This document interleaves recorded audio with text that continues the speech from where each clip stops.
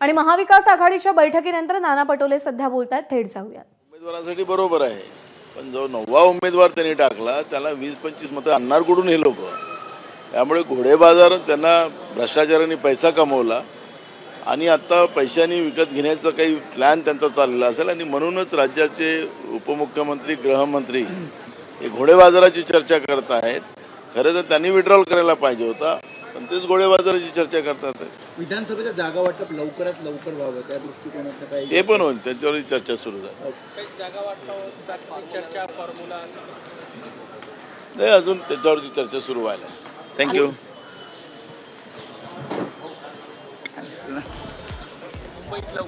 तर महायुतीकडे आवश्यक मतसंख्या नाही, त्यामुळे अशा पद्धतीने ते घोडेबाजाराचा चर्चा करतायत, असं नाना पटोले यांनी सांगितलंय।